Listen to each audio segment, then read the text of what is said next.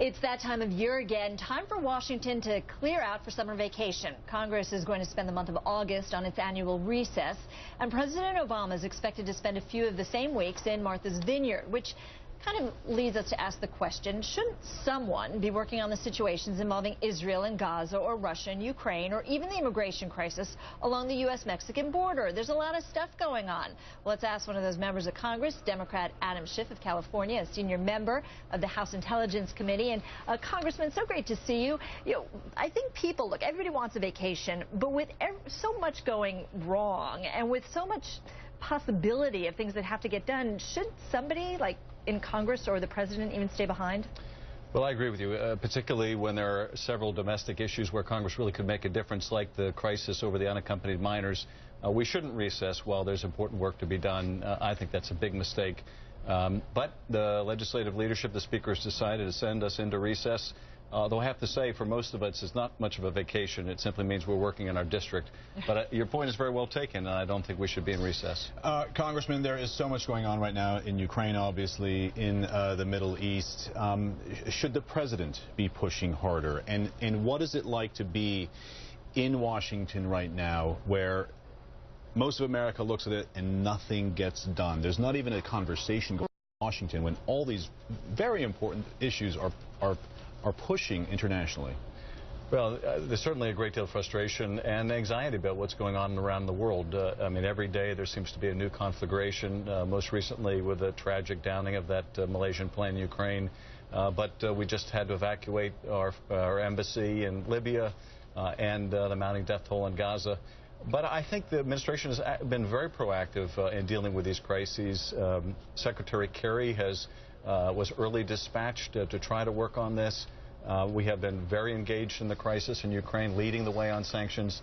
It's my hope, turning to that latter crisis, that this terrible tragedy of the downing of the civilian plane and the fact that since then Putin has been upping the ante, shipping more heavy weapons across the border, firing from Russian soil into Ukraine, will prompt Europe to agree on tough sanctions. As you're a member of the Intelligence Committee, there are reports out there that the initial information out of those black boxes indicates that it was hit by shrapnel. It is consistent with a missile strike. Have you seen any of that yourself? Have you heard from any of your colleagues overseas as that? Well, we've certainly gotten briefed on a lot of the intelligence that we have received from our agencies. I don't have any particular insight on the black boxes, but it wouldn't be surprising if the black boxes are consistent with shrapnel hitting the plane.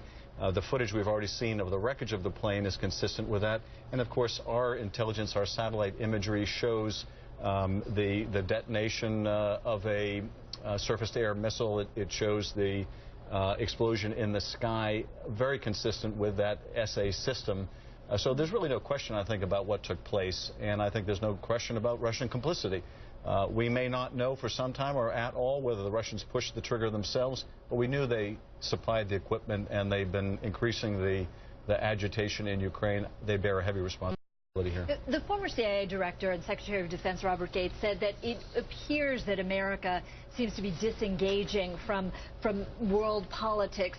Do you see it as such when you're walking around and meeting with these various leaders? Is there a sense that America is heavily involved, or is there a sense that America is trying to pull back a little bit? Well, there's certainly a sense, I think, that America is pulling back in terms of a strong presence of American troops in places like Iraq and Afghanistan. And frankly, the American people won't have it any other way after more than a decade of warfare. But we're not pulling back at all in terms of our engagement. And we can't, unfortunately, much as I think the American people would like. And there's a growing isolationist sentiment in the country. When you look around the world at the crises, whether Ukraine, Gaza, Libya, Syria, Iraq, Jordan, we have to remain engaged. We still are, like it or not, the indispensable party here. And I think given the activity you see both out of the administration and the State Department, we are engaged. Doesn't mean, though, that we can always dictate the outcomes that we want, and it certainly doesn't mean that we can dictate them overnight. Benjamin Netanyahu now saying that the Israelis will go as far as necessary to rid Gaza of Hamas. We've seen the civilian casualties. It is extraordinarily difficult to take this much force into that small an area and not suffer civilian casualties. I mean, what is your sense? How far can they go, and what is the end game here? Well, I think they're determined to go until they have severely mitigated the tunnel threat. I think that's paramount. I think they recognize they're not going to be able to stay until all the missiles are gone. Hamas just has too many missiles. Even long-range missiles that can hit Tel Aviv or Ben Gurion?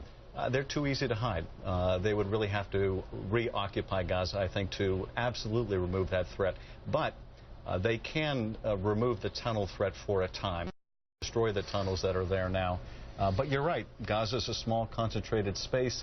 Hamas makes the casualties worse by operating out of UN facilities, digging tunnels under homes, really daring and begging the Israelis to come in because civilian casualties are part of Hamas' agenda.